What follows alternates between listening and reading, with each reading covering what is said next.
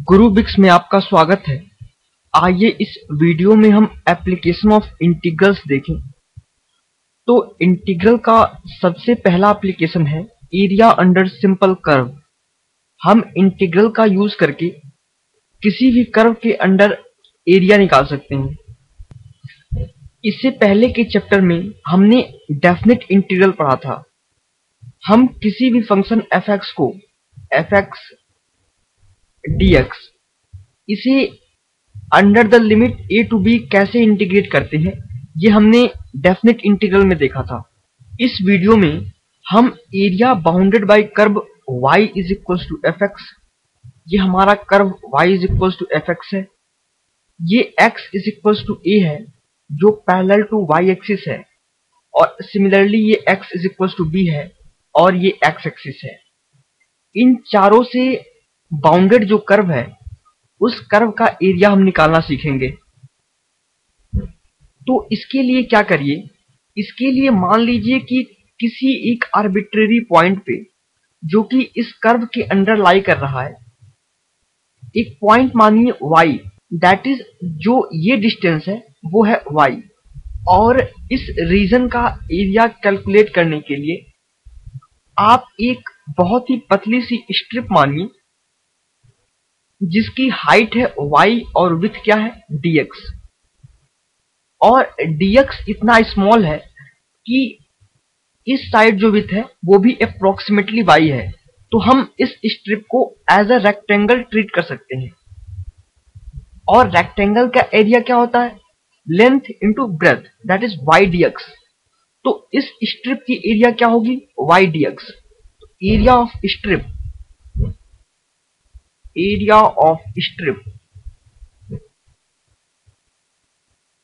Is equals to y dx,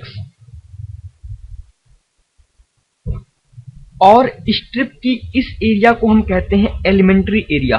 this area is called elementary area. तो हम ये assume कर सकते हैं कि ये जो एरिया है जो y is equals to fx, ordinate x is equals to a, ordinate x is equals to b और x एक्सिस से बाउंडेड है, वो एरिया स्मॉल स्ट्रिप्स जिनका की एरिया y dx है उनसे मिलकर बना है। अगर ऐसी ही स्ट्रिप्स हम लें y dx, y dx, y dx, तो ये बहुत सारी स्ट्रिप्स से मिलकर बनी है, और यहां पर y क्या है, y is equals to fx। मान लीजिए ये जो एरिया अंडर दिस कर्व है वो क्या है, a। तो हम लिख सकते हैं a is equals to integration of y dx, कहां से कहां तक, from point a to point b। अगर हम इस स्ट्रिप को पॉइंट a से लेके पॉइंट b तक मूव कराएं तो हमें ये पूरा एरिया मिल जाएगा जो कि इस कर्व इन दोनों ऑर्डिनेट्स और x एक्सिस से बाउंडेड है। तो हम लिख सकते हैं a is equals to integration of y dx from a to b, और जहां पे y क्या है, y is equals to fx। तो हम लिख सकते हैं integration of fx dx from a to b। Similarly अगर मान लीजिए कि हमारे पास जो कर्व है वो x is equals to gy है, और हमें जो एरिया निकालना है वो इस कर्व से बाउंडेड, इन दोनों लाइंस से बाउंडेड और y एक्सिस से बाउंडेड। दैट मीन्स इन सारे कर्व्स के बीच का जो एरिया है वो हमें फाइंड आउट करना है।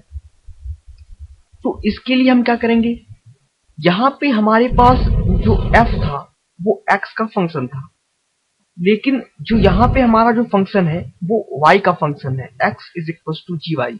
तो ये एरिया फाइंड आउट करने के लिए हम सिमिलर प्रोसीजर करेंगे, लेकिन हम एक स्ट्रिप लेंगे जिसकी विड्थ x है और हाइट dy है।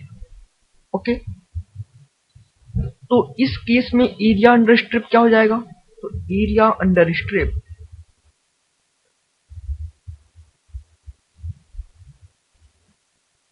Is equals to x dy।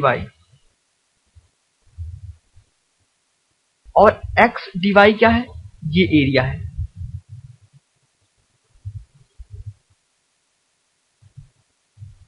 अगर हम इस स्ट्रिप को C से D तक मूव कराएं तो हमें टोटल एरिया मिल जाएगा, दैट इज,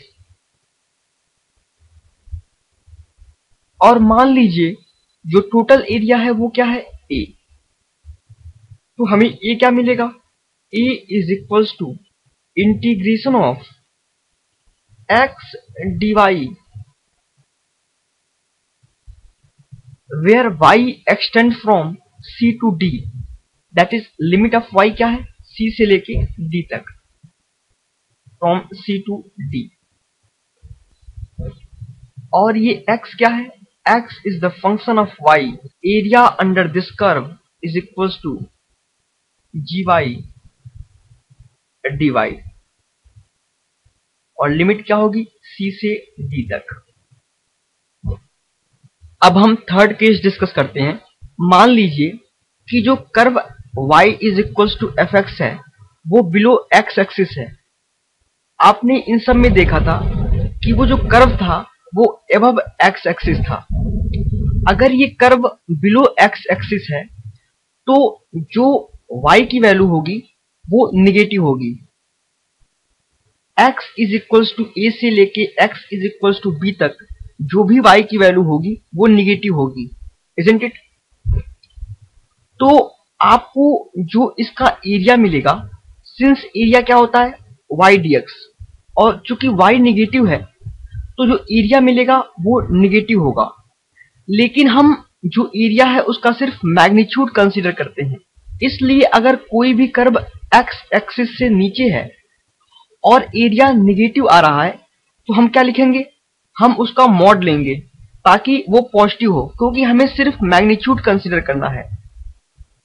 तो यहां पे हो जाएगा mod of integration y dx, और y क्या है, fx, तो fx dx from x is equals to a to x is equals to b, from a to b। ये हो गया इसका एरिया। मान लीजिए अगर ये a है तो this is equals to a। Okay,